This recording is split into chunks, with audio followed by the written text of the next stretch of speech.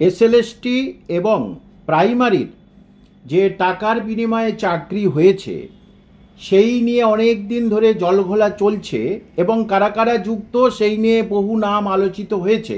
কিন্তু প্রথমে CBI chargesheet পেশ করেছিল, চার্জশিটের নাম দিয়েছিল এবং এখন চার্জশিট পেশ করতে চলেছে ইডি। যে কাদের কাদের নাম আছে: শান্তিপ্রসাদ সিনহা, উপদেষ্টা ছিলেন স্কুল সার্ভিসের প্রাক্তন চেয়ারম্যান সুবীরেশ ভট্টাচার্য, মধ্যশিক্ষা পর্ষদের চেয়ারম্যান কল্যাণময় গঙ্গোপাধ্যায় এবং অশোক কুমার সাহা, যাবতীয় নাটের গুরু আর কি।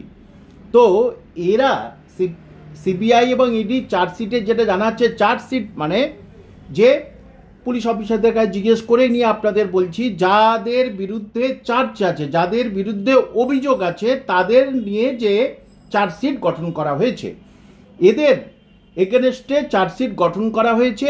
এবং কি বলা হয়েছে যে সমস্ত পশ্চিমবঙ্গের সমস্ত জেলা থেকে প্রসন্ন রায় বলে এক ব্যক্তি, তিনি বিভিন্ন এজেন্ট মারফত টাকা তুলে সেই টাকা শান্তিপ্রসাদ সিনহার কাছে জমা দিয়েছিল। এটা ওখানে লেখা, শান্তিপ্রসাদ সিনহার কাছে জমা দিয়েছিল। সারা পশ্চিমবঙ্গের যতগুলো জেলা, অলিতে গলিতে সব জায়গায় দালাল মারফত দালাল লাগিয়েছিল প্রসন্ন রায়। সেটা আপনারা শুনেছেন, জেনেছেন যে আপনার এলাকায়, ওই এলাকায় ও জমি দিয়ে বিক্রি করেছে, এই করে যেভাবে চাকরি পেয়েছে, সেটা আপনারা অনেক আগে শুনেছেন, জেনেছেন। এখন সেইটা চার্জশিট হলে এবার এটা প্রমাণ করার ব্যাপার। অর্থাৎ যে টাকা তারা বিভিন্নভাবে টাকা তুলেছে, তাদের কয়েকজনকে বেশ অনেকজনকে ডেকে তাদের জিজ্ঞাসা করেছে, তাদের সেটা রেকর্ড করেছে, সেই অনুযায়ী ইডি এবং সিবিআই তারা চার্জশিট করলো এবং হাইকোর্টে এটা, তারপরে হাইকোর্ট নির্দেশ দেবে, ঠিক আছে তুমি লয়ার কোর্টে যাও, লয়ার কোর্টে গিয়ে এবারে তুমি প্রমাণ করতে হবে, অর্থাৎ সাক্ষী সবুত ইত্যাদি নানা রকমভাবে তোমাকে প্রমাণ করতে হবে। যদি প্রমাণিত হয় তাহলে যাদের নামে চার্জশিট আছে এই চারজন, এদের জেল হতে পারে, মানে জেল হবে।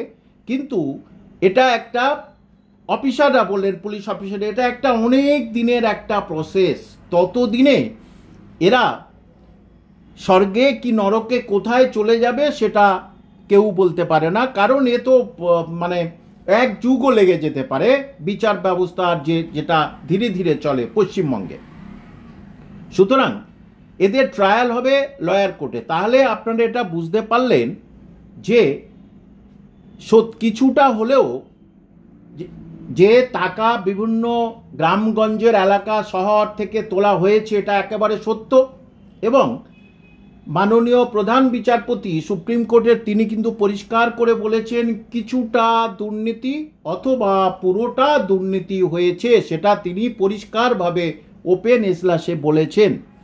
এবং হাইকোর্টেও সেটা হয়েছে অনেক কিছু। এইবারে আমাদের দেখা উচিত যে আগামী 10 তারিখে এসএলএসটিটা কি হয়, আর তারপরে এসএলএসটির যখন অনেকের চাকরি চলে যাবে এটা একেবারে নিশ্চিত থাকবেন আপনারা।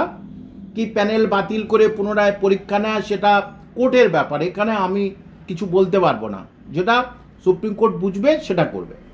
এবং তাহলে তারপরে কি প্রাইমারির দিকে অগ্রসর হবে, কারণ এখানে প্রাইমারিও নিয়ে মামলা চলছে অনেক, যে এখানেও দুর্নীতি করে চাকরি হয়েছে, আর সেই জন্যেই এই চার্জশিটটা পেশ করা হয়েছে।